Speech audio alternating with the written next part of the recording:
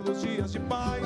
Graças a ele conquistei os meus ideais. Eu agradeço o Papo em Dia, eu agradeço. São 11h33, como eu falo, olha a hora, até 12h30. Ainda hoje as notícias do mundo de celebridades com Décio Pitinini. Vamos atualizar o caso Ronaldinho Gaúcho e o Assis, o irmão dele, presos e não vão para prisão domiciliar, não. Ainda hoje, Fernando Vanucci, Libertadores da América e Copa do Brasil. E agora o assunto é educação em nosso país. A gente recebe o Paulo de Souza, que é presidente do Instituto Renovo. Como vai, Paulo? Bom dia. Bom dia, um grande prazer estar aqui com vocês. Bom, aquela pergunta que é clássica, mas entendo, para abrir esse bate-papo com o Décio, Gi, eu e você. A educação no Brasil é para se comemorar ou para se lamentar quando a gente pensa em questão vindo do poder público, hein? A educação no Brasil é um problema econômico, não é só um problema social.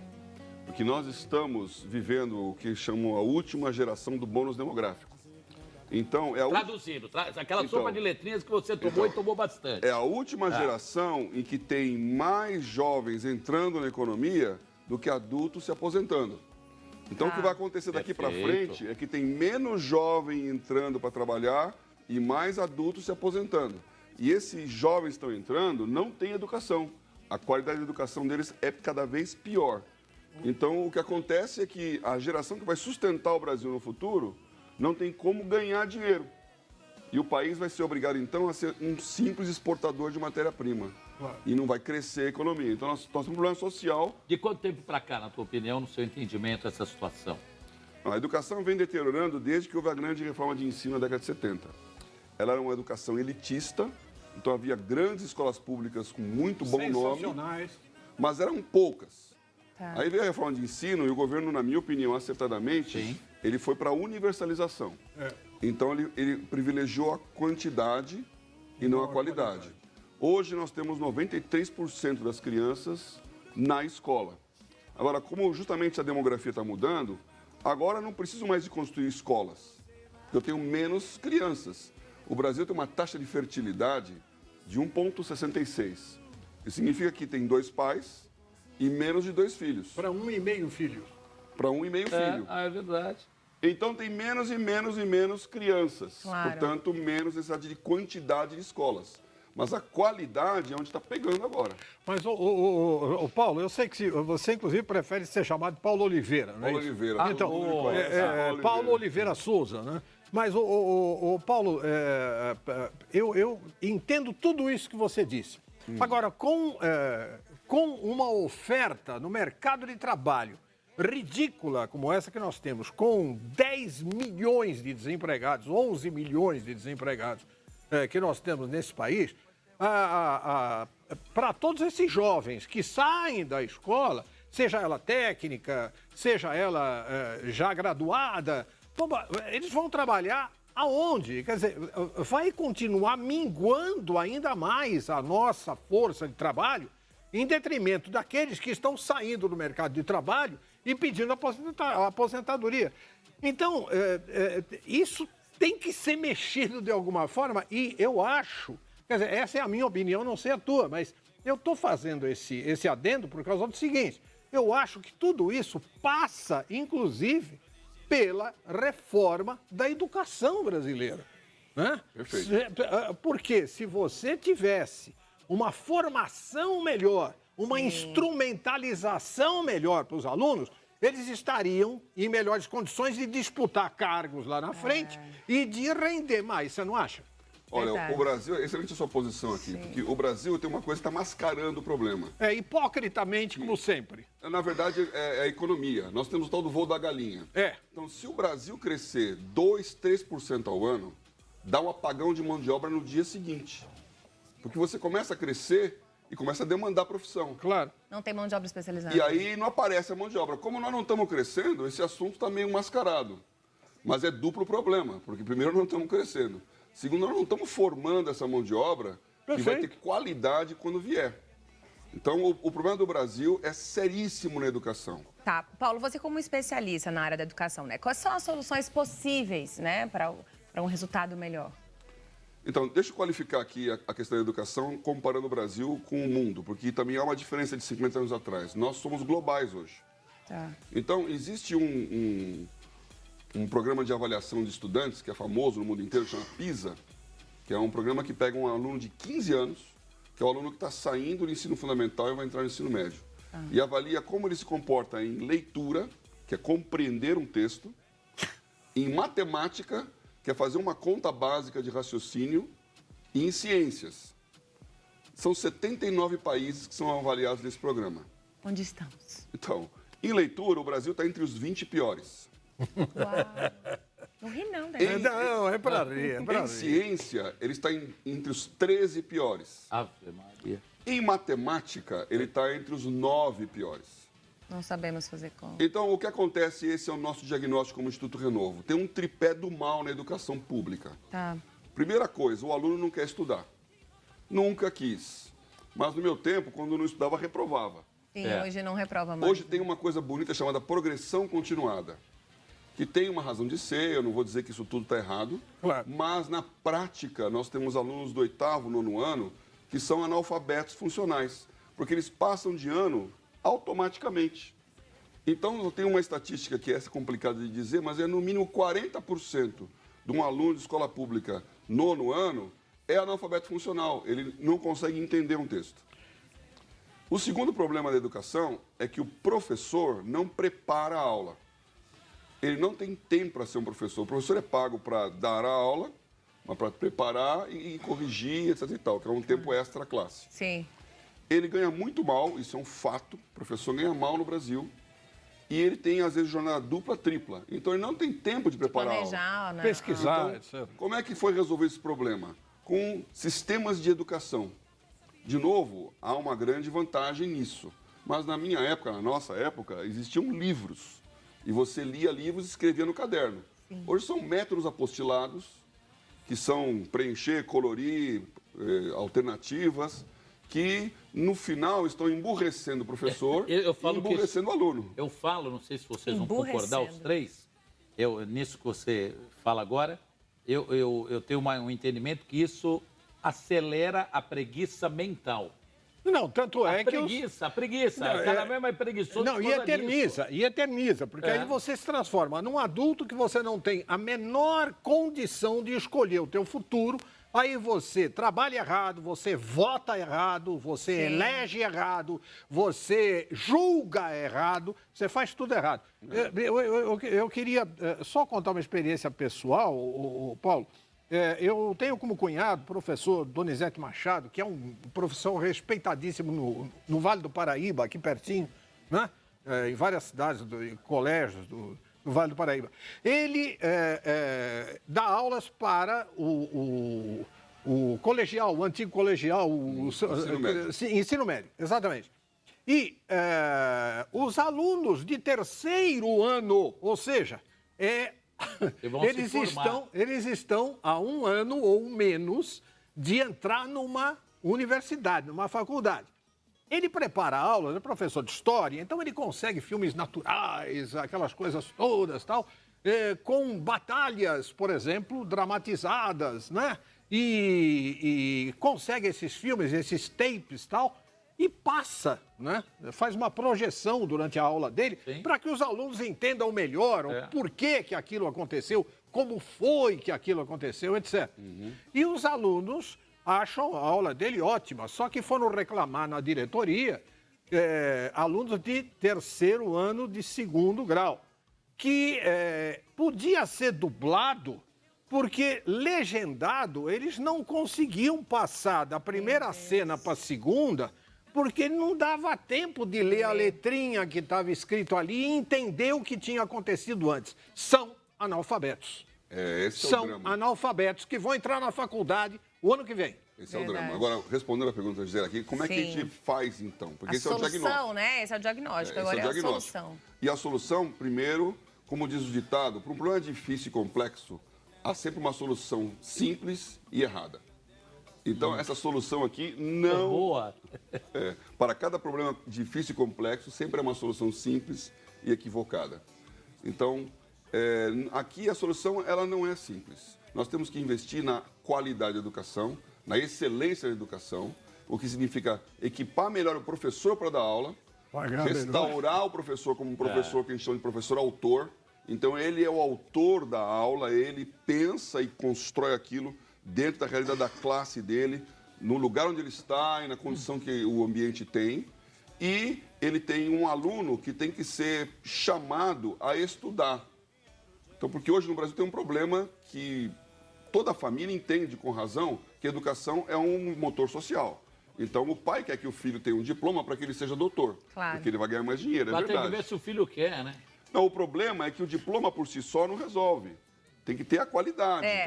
Paulo, deixa eu te falar, meu irmão é professor de matemática, lá em Brasília. E a minha cunhada é diretora.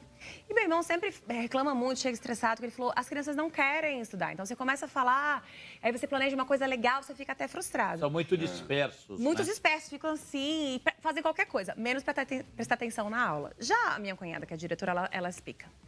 Essa criança, às vezes, estava sem comida em casa. Então, chegou, entende? Assim, o problema eu acho que é maior ainda do que investir na educação. É social, entendeu? Porque essa criança, às vezes, não comeu, às vezes passou frio, às vezes está com um problema familiar muito grande. Por isso, passa pela família. Então, a nossa proposta, nós criamos um modelo, chama EPI.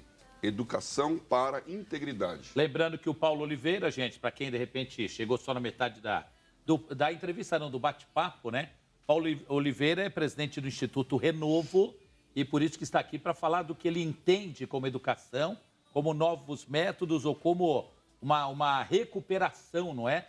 Do método educacional para salvar e lançar para o mercado profissionais que pelo menos saibam ler e escrever, né? É verdade. Recuperação é uma grande palavra. Nós queremos recuperar a qualidade do ensino, que é o ensino clássico, para a excelência do professor e o compromisso da família com a qualidade de educação e não com o diploma. Sim. Então, esse é o drama, porque o pai, no primeiro momento, ele vai ver que o filho dele, que antes passava de ano, agora não está passando. Porque ele vai ter que estudar. E estudar exige esforço, exige tempo, exige foco. Então, nós criamos um modelo chamado EPI, Educação para Integridade, e a palavra integridade vem naquilo que você falou. Íntegro quer dizer algo inteiro. Então, educar não é só na sala de aula com um conteudista, com um conteúdo técnico, ensino conteudista. É também a condição do aluno, a família dele, o relacionamento familiar, a condição extra-escola. Ele está pronto para aprender também, também, por isso né? nós falamos que o Estado ele tem uma coisa muito boa. Existe dinheiro. O Brasil gasta 18% do orçamento público com educação. O município, que é onde está o ensino fundamental, ele, por lei, tem que gastar 25%. E gasta? E gasta. E gasta. Então, o dinheiro está lá. O Brasil, em termos absolutos, falta só achar, né? Está entre os 10 maiores países do mundo, em termos absolutos de gasto com educação. Em termos relativos, é o terceiro em percentagem do PIB. Está gastando mal o dinheiro. Está gastando mal. O que você pode falar, o Paulo, como profissional da área, não é? O Estado de São Paulo, até na abertura, quando anunciei, quando falávamos, né, dos assuntos que teremos no programa, falei que você aqui estaria, como aqui está, óbvio, e dos assuntos que a gente iria abordar. Aí eu quero a tua opinião em relação ao governo federal, a mudanças, por exemplo, implantadas pelo próprio Jair Bolsonaro e pelo Ministério da Educação e governo do Estado. O Brasil inteiro nos vê, mas como estamos em São Paulo, a gente vai dar uma regionalizada, né? O governo estadual em relação à educação, esses dois temas para você. Bom, esse é um tema complexo, a sociedade está dividida, porque virou um fla-flu essa história aqui. Sem dúvida. Grenal. Tudo polarizado. Não vou falar do Palmeiras, Corinthians, que aí é outra história. Mas, assim, a nossa opinião como Instituto Renovo é que, primeiro, o ensino, ele é municipal. Então, onde realmente vai resolver o problema é quando o município que tem as crianças na mão, as escolas de ensino fundamental 1 e 2 estão no município, ele consiga ter essa capilaridade que um governo federal não tem. Então, nós precisamos municipalizar cada vez mais o ensino. Aqui em São Paulo, bem mal, qual seria a nota? O Estado de São Paulo tem vários indicadores de educação. O Estado de São Paulo ele não é o melhor do Brasil em educação. Então, o Ceará, Santa Catarina, são estados que vão melhores. Se você pegar, por exemplo, o ensino privado, não é o ensino público aí, um lugar que é diferenciado no Brasil é Teresina. Por quê? Teresina é uma coisa impressionante. Eu fiquei impressionado de ver. Lá eles têm prédios. É uma questão de imobiliária. Eles constroem prédios que eles alugam para as pessoas estudarem. Então, o aluno compra uma baia para estudar. Teresina tem um problema que até japonês Tem uma ponte lá que tem um problema de suicídio quando os alunos não conseguem passar na prova. Um dos melhores profissionais de ensino do concurso público do Brasil são piauienses. E num estado que já foi gente. o mais carente da União. Isso é impressionante. Agora, eu estou falando de ensino privado. Sim. Então, você pegar o Enem, sempre das 3 melhores escolas do Enem, tem uma do Piauí. Então, existem exemplos no Brasil que estão funcionando. São Paulo não está na pior posição. Está um movimento grande, um esforço grande de fazer. Mas aqui aí vem a questão que você perguntou do governo federal. Sim. Eu acho que As mudanças feitas pelo governo Bolsonaro, na sua opinião, melhoraram, pioraram, ficou meio água de salsicha, como eu falo, na mesma, só para dar uma maquiada para inglês ver? Então, eu acho que o grande ponto positivo desse governo foi colocar o dedo na ferida de que não está bom. Então, assim, está claro que não está bom, porque o governo anterior adorava a pílula. Não, está andando, está melhorando, isso, aquilo, e não estava tomando atitudes. Agora, vamos reconhecer que esse governo Bolsonaro foi eleito sem um programa de educação. A população elegeu o Bolsonaro na educação, ele estava falando contra alguma coisa. Então, ele não tinha uma proposta do que fazer, ele tinha uma proposta do que ele não concordava. E todos nós não concordamos. Nós não concordamos que a família seja destruída, nós não concordamos que os valores de educação sejam dissociados da família, da sociedade, nós não concordamos que a ideologização do estudo, do ensino é uma coisa boa. Então, acho que isso tudo ok. Agora, faz o quê? E aí, para fazer o quê, tá patinando. Nós já estamos... Não, já foi, né? Outra pergunta, por exemplo. Você falou de Teresina, que tem uma educação mais rigorosa e tem uma ponte que as pessoas até se suicidam, né? Quando não passam na prova. Então, a gente está preparado para ter essa educação? Entendeu? Que eu percebo que as crianças, os jovens, os adolescentes, têm pouca resiliência, né? Então, eles não conseguem... Estamos preparados. E aí? Como que a gente vai fazer? Não vou conseguir passar na prova. Eu também não posso, me matar por isso. Vai ter um apoio psicológico para esses jovens? Então, o que nós estamos fazendo, já tem um laboratório de 3 anos acontecendo, né? Agora temos eleições municipais. Como eu falei, o ensino é municipal. Então, o Instituto Renovo está apoiando prefeituras que queiram colocar como pauta da sua campanha política eleitoral o foco na qualidade da educação no município. Então, nós apoiamos todas as escolas do município. Isso funciona melhor quando os municípios são menores. A cidade de São Paulo é um grande problema. Sim. Mas o Brasil tem 75% dos municípios com 50 mil habitantes. Vai dar 25, 30 escolas no município. Então, você apoia todos os professores para que eles repaginem a sua maneira de entender a educação. Então, eu vou dar um exemplo só, que eu acho que é bem didático, né? Que aconteceu nessa escola que nós estamos apoiando. Uma das coisas que nós falamos é que na escola tem que ter a constituição da classe. Ou seja, o aluno tem que saber os seus direitos e os seus deveres. Então, na lousa está lá a Constituição e todo mundo no começo do ano assina. Como se fosse a Constituição Federal que o... Sim. E aí, então, nessa Constituição, está lá o que ele pode e o que ele não pode. Uma criança do 2º ano estava totalmente rebelde. A professora chamou e falou, você está rebelde, está fora da Constituição e você tem que mudar. E ela não mudava. Aí a professora disse, eu quero chamar o seu pai, porque se você não obedece à Constituição da sua sala, quando você for adulta, você não vai obedecer à Constituição do país e você vai acabar na cadeia. A diretora ficou preocupada, porque foi um discurso agressivo. E chamando o pai, é uma coisa que antigamente era normal. Hoje chamar o pai na escola parece que não pode. Mas eu acho que só assim, né, Paulo? Gente, E aí ela veio, o pai veio e perguntou à professora, você disse para minha filha de que se ela não obedecer à Constituição, ela vai para a cadeia? Aí a professora segurou. Falou assim, explicou por quê. Ele falou, eu entendi. Voltou para casa, a menina voltou um piano. Aí ela falou, meu pai disse que se ele tivesse ouvido isso, ele não teria ido para a cadeia. Fazia 2 semanas que ele tinha saído da cadeia. Uau! Gente, eu entendo isso. Poder da educação. Mas encontrar esse equilíbrio é difícil. Eu vou dizer que, a minha sobrinha hoje, ela não fala, né? Porque ela foi punida severamente numa escola pública. Não, mas aí também depende. Gente, eu tô falando sério, eu juro. Então, assim, encontrar esse equilíbrio... Eu vou dar outros exemplos, tá? Mas por isso que tem os profissionais. As minhas vizinhas, por exemplo, estavam numa escola muito rigorosa, a menina tava caindo o cabelo porque não conseguia passar, enfim, ela trocou e colocou numa escola mais tranquila. Então, encontrar esse equilíbrio, que eu sei que tem que melhorar, tem que se conscientizar, que tem que estudar, mas tem esse equilíbrio também de não deixar eles bitolados, loucos, porque cada um é bom em uma coisa, Bons sabe? e maus profissionais você encontra em qualquer profissão. Olha, eu conheço péssimos radialistas, péssimos jornalistas também, e é só você não se aproximar deles, é só você não depender deles. Encontrar esse equilíbrio que é difícil. Dos meninos tem uma pergunta. Antes da pergunta deles, do pessoal do Telemarengo, só uma pergunta aqui. Qual é a tua opinião, até fora ou no contexto ainda, óbvio, né? Por exemplo, o pai e a mãe tem lá o filho que não quer nada com a hora do Brasil.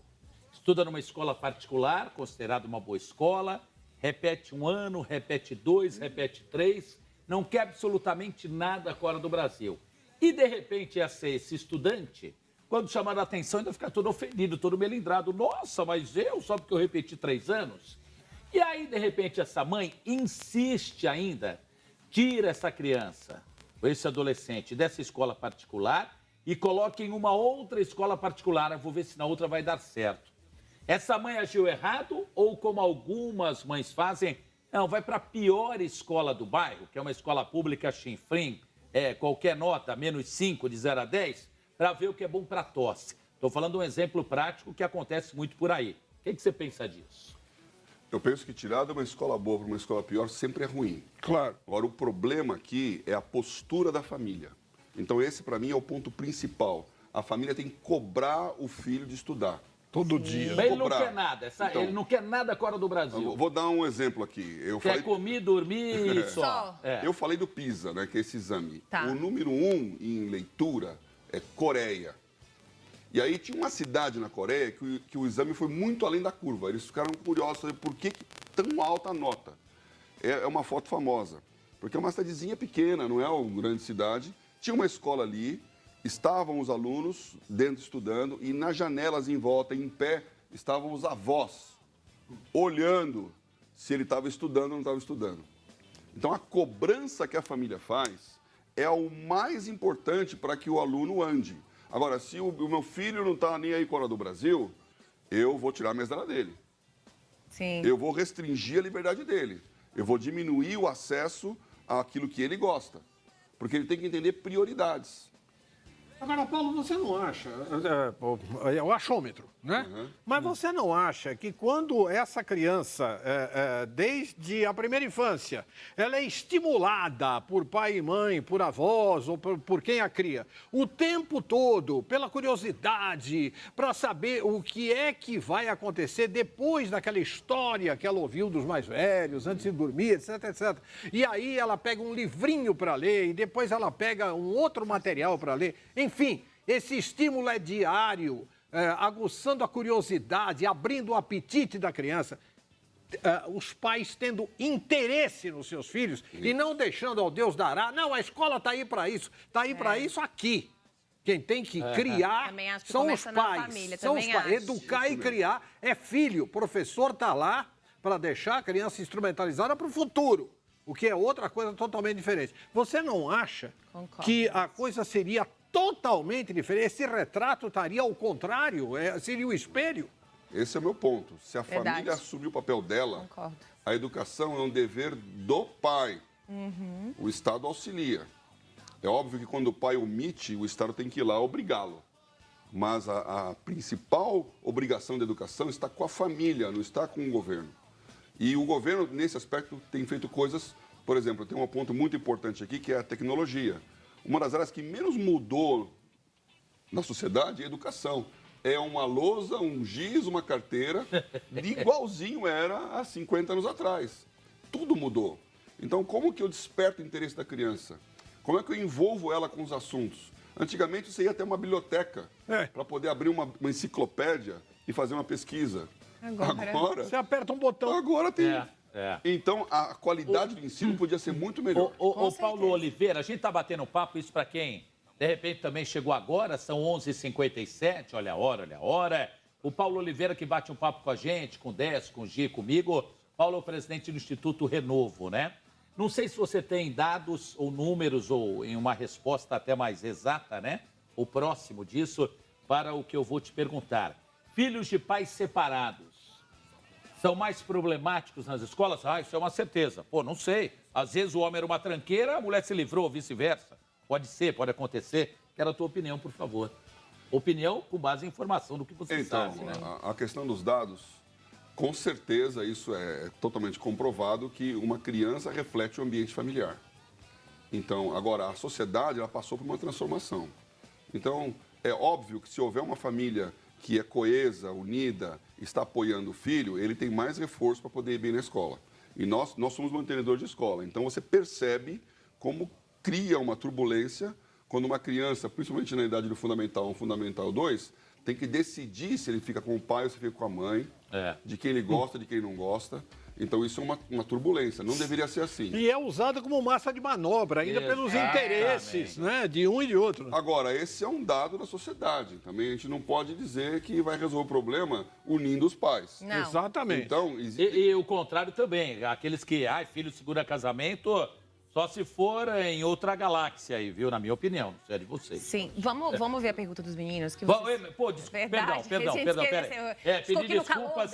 O Rafa, o Robertinho já tinha me avisado que a rapaziada do Ted Marengos, que hoje eles nos visitam, grupo formado em 2011, tinham perguntas e a gente embalou aqui. Perdão, mas agora, por favor.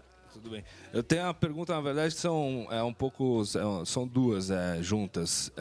Ouvindo esse papo da educação sendo rigorosa, né, mais efetiva, qual é a importância que o senhor dá e que o governo talvez dá para educação física, música, autoconhecimento, lazer, uma mente relaxada de uma pessoa, de um aluno, para conseguir criar, produzir e ser saudável para as coisas melhorarem, né, e não ser tão duro assim. Essa é a primeira, você já faz a segunda só para não perder a linha. É isso. Essa é tudo junto, tudo junto. Eu entendi que você... Pacotão, vai lá. eu gostei dessa pergunta, gostei. Sim. Porque, olha só, a educação brasileira, ela sempre foi num padrão francês. Então, esses institutos de educação, Caetano de Campos, grandes escolas, imitavam a maneira francesa de ser. Um prédio, uma sala de aula e conteúdo.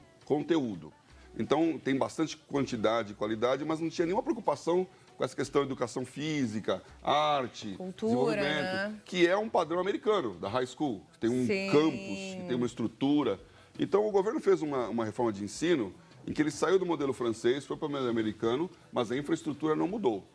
Então, hoje, mais uma vez, e eu acho que é pertinente o que ele falou, existe uma possibilidade de você focar o ensino fundamental, principalmente o ensino fundamental 1 e 2 do ensino fundamental, em algo que extrapola estar dentro de uma sala de aula preso numa lousa. Você tem a atividade física, tem a arte, tem o esporte como uma coisa que alavanca tudo isso. E aí, no Brasil, o ensino médio, ele está focado no vestibular, que é uma outra peculiaridade nossa. Vestibular, o cara tem que passar na faculdade, então ele tem que fazer uma coisa para passar no vestibular. Então o governo está mudando com a BNCC a maneira de você flexibilizar o conteúdo, que você pode então escolher áreas afins, não precisa ser todo mundo fazer a mesma coisa sempre, e você foca então naquilo que você tem mais pendor. E eu acho que isso é muito positivo e tem que ser apoiado. Essas matérias de tipo yoga, relaxamento, isso vai ser incluso também dentro das matérias? Educação financeira, inteligência emocional, isso tudo eu acho também super importante. Então, é o drama, né? O que vai entrar no lugar? Eu acho que o mais importante hoje, eu falo sempre isso, como falei da tecnologia, hoje um aluno tem que entender programação. Saber português e inglês são linguagens. Tem muita escola bilíngue. E programar? Então, esse é o negócio do futuro. Hoje há uma estatística que um menino de 14 anos tem 70% de chance de ter uma profissão que ainda não existe. Então, como é que a escola prepara para alguma coisa que não existe? Ela tem que ter um conteúdo que não é tão focado na matéria, mas sim no aprendizado do conhecimento. Então, há coisas que estão em volta, que são as optativas, que tem que ser bem selecionadas. Mas eu acho que não ia para o lado lúdico. Muita gente quer ser youtuber. Quantos querem programar um aplicativo? Perfeito. Gente, eu tenho certeza que o Paulo Oliveira, com os conceitos que ele tem e da forma super clara como ele expõe esses conteúdos dele, a gente passaria aqui o programa inteiro, o dia inteiro falando sobre isso, mas infelizmente o nosso tempo é limitado. Eu queria agradecer muitíssimo a você, queria agradecer muito ao Instituto Renovo, desejar toda a felicidade e que vocês atinjam, se não 100% das metas, 90% das metas, que é para poder criar novas gerações realmente de cidadania, que é uma coisa que nós não temos nesse país, né? Seja qual for o governo eleito, seja qual for a ideologia presente, a gente não tem cidadania. Ninguém reconhece os seus valores, os seus direitos, as suas obrigações. Então, poxa vida, que o Renovo realmente renove a todos nós e a educação brasileira e que você tenha muito, muito sucesso nessa empresa. Muito obrigado, quero agradecer a vocês a todos. Se alguém tem interesse nesse assunto EPI, Educação para a Integridade, o nosso site é institutorenovo.org.br e nós temos todo o apoio para ajudar municípios ou escolas que queiram entrar nessa nova dinâmica de educação. Tá bom, obrigada, viu? Obrigado mesmo, foi ótimo. Um prazer. Valeu, valeu, valeu.